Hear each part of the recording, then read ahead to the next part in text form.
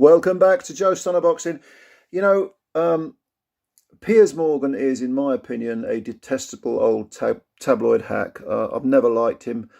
I think he's repulsive. I think he's an apologist for the phone tapping of various celebrities and including not just celebrities, but a dead schoolgirl. I think he's probably an apologist for bribing police, for having connections where the information he gathers, or the information gathered by the tabloid media, may be illegal, but that's all part of the game, isn't it? And I find him absolutely repulsive. Going way back to when he was editor of the Mirror and he was sacked by, was it Robert Maxwell at the time, or was Maxwell? I think Maxwell was dead by that point. But he got fired for doctoring photos. This was before Photoshop, creating fake photographs basically to try and peddle an agenda. He's absolutely repulsive, absolutely disgusting. And if I ever met him, the only desire I'd have would be to punch him in the face. However, I had to break my golden rule of looking the other way whenever I see a picture of him or a video pops up on YouTube, because he interviewed Conor Benn, as you probably know. And it was a very interesting interview for several reasons. First of all, Ben was absolutely defiant. Not only does he deny giving tests that were positive tests, he actually denies that clomiphene was ever in his system. So he's not happy with the WBC, even though they found him.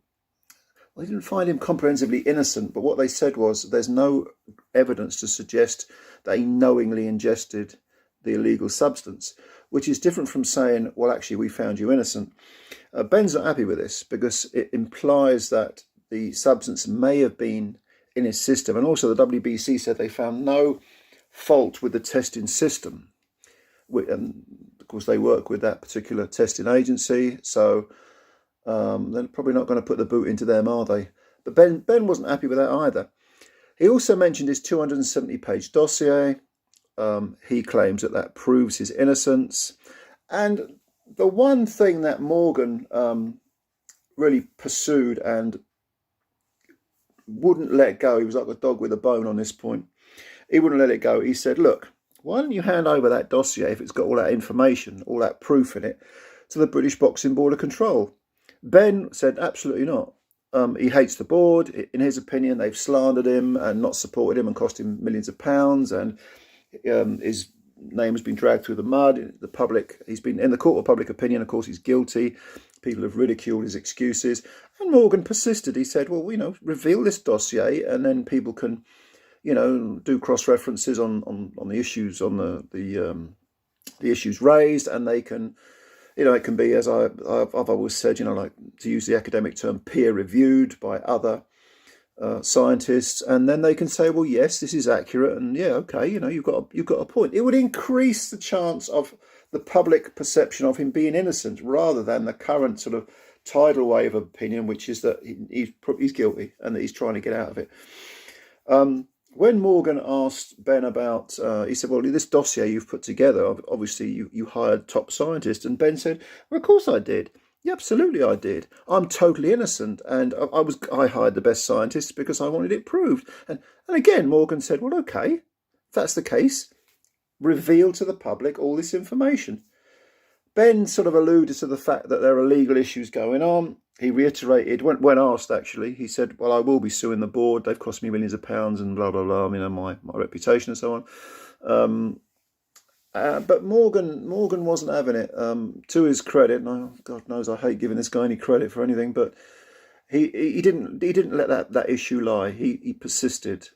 You should, if you've got information that can help your cause, where is the sense in sitting on it and not revealing it? And the only possible reason for not doing that is, as Ben kind of alluded to, well, there are legal issues going on. However, Nigel Benn, on satellite from Australia, he appeared for the last 5 minutes of the interview, and he agreed with Morgan. He said that he wanted Conor to reveal all the information. He believed his son was innocent. Conor also he talked about Morgan inevitably said, how's this been? What do you feel about this? How's this been for you when you heard the news and all the sort of public abuse you've been getting? And Ben did become quite emotional. He looked like he was going to start crying. And he came across as being defiantly sincere. I have to say this. I'm someone who thought he was either he or his team knowingly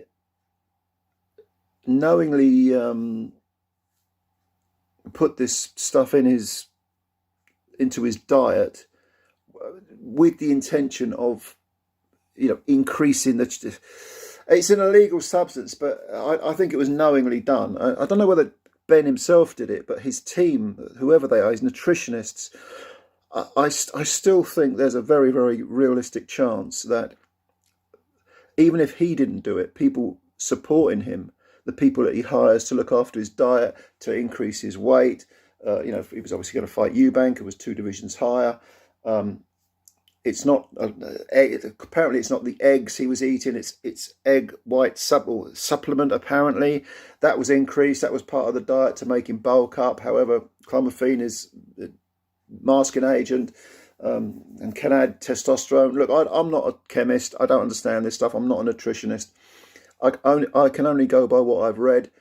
But I would still be surprised if someone in the Ben camp hadn't done that deliberately, to try to effectively cheat. However, I have to say, Ben did come across as being, like I say, defiantly sincere, and he became quite emotional. He talked about not wanting to go on, so he made strong allusions to suicide. Morgan jumped on this, as any tabloid hack would, and said, "You talking about suicide?" Ben said, "Yeah, I did one. It did cross my mind," or I'm paraphrasing, but you know what I mean. So he was he looked to me like he was telling the truth. And of course, he may be lying through his teeth. I don't know. None of us know. But first impression was that, and I've always thought this might be the case, is that I think Ben is a commodity worth millions and millions of pounds to a lot of people. And there is a chance that I definitely think he had somebody in his system. He failed two tests. But it's quite possible that the people around him, the people behind him, are responsible for this, not Conor Benn himself.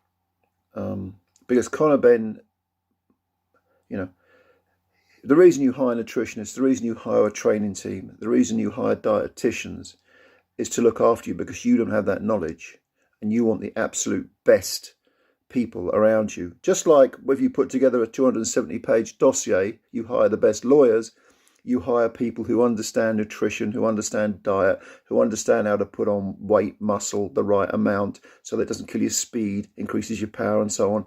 And that invariably can definitely involve putting things in your body which effectively are trying to cheat.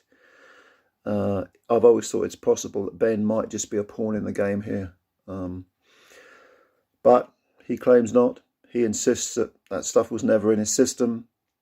But I do agree, I hate agreeing with Piers Morgan, but I do agree that there is something completely illogical about not revealing this information to the public and to the board itself. I mean, the board itself is that if he tries to sue them, they've got a real fight in their hands, because the amount of money that Ben's probably got dwarfs the amount that the board have. But they're carrying on with their inquiry. It'll be interesting to see what their findings are. But I agree with Morgan. If Ben has got proof, hand it over, not just to the board, but to the public.